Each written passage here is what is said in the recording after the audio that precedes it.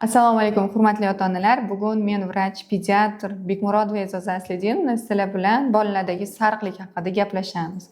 Undan oldin bilishimiz kerak bo'ladigan narsa fiziologik va patologik. Fiziologik nima degani, patologik nima degani? Fiziologik bu bolada bo'lishi kerak bo'ladigan narsa, hech qanaqa davo talab qilinmaydigan holatlarda fiziologik deyiladi. Patologik bu o'zi patologiya, alohida davo talab qilinadigan jarayonlarga patologik deb aytamiz. Mavzuga qaytadigan bo'lsak, sariqlikni o'zi fiziologik va patologik bo'ladi. Fiziologik sariqliklarimizda bolada 10 kungacha kuzatiladi. 10 kun 2 kunlikdan boshlaydi, 10 kunlikgacha kuzatiladi. Lekin bunda sariqlik kuzatilgani bilan bolaning ahvoli yaxshi bo'ladi, yaxshi emadi, vazni yaxshi qo'shadi. Hech qanaqa davo talab qilinmaydi va 10 kundan keyin o'zi sekin-sekin yo'qoladi. Agar sizda farzandingizda 10 kundan keyin cho'zilgan sariqlik bo'ladigan bo'lsa, unda albatta vrach pediatrga murojaat qilishingiz kerak. Unda bolaning holati qanaqa bo'ladi degan savolga, bola ko'p uxlaydi, emishi kam bo'ladi, sariqliklarimizni ko'zimizni ichi, qo'limizni, kaftimizni tagi, oyoq taglari, terimizda sariq bo'ladi.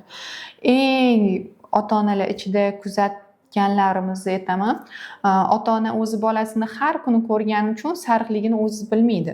Tashqaridan kimdir "Voy, bolangiz sariqligi bor ekan" desa, "Yo'q" deyshadi. Bu to'g'ri holat, chunki bolani har kuni ko'radi, ko'ziga sariqlik bo'lib ko'rinmaydi. Lekin agarda farzandingizda cho'ziladigan sariqligini biladigan bo'lsangiz, uxlashi ko'p bo'lib, emishi kam bo'layotgan bo'lsa, vrachga murojaat qilib, boladagi bilirubin miqdorini tekshirtirish shart va zarur. Bilirubin miqdori 150 dan baland chiqadigan bo'lsa, bolaga fitoterapiyalar yozib beriladi. Bunday holatda ham bola juda ham ko'p emishi kerak. Agarda bu holat o'tib ketadi-ku deb qaralmasa, bolada bosh miyada o'zgarishga olib keladi. Bunday holatlarda ota-onalar tomonidan noto'g'ri qilinadigan amallar bor. Bularni birinchisi faqatgina quyosh o'zi yetadi deb o'ylash, ikkinchisi vrachga vaqtida bormaslik, uchinchisi ko'chaga olib chiqmaslik, toza havoda sayr qilmaslik. Bola uxlayapti-ku deb bolaga yaxshi e'tibor bermasa, bosh miya zararlanishiga olib kelishi mumkin.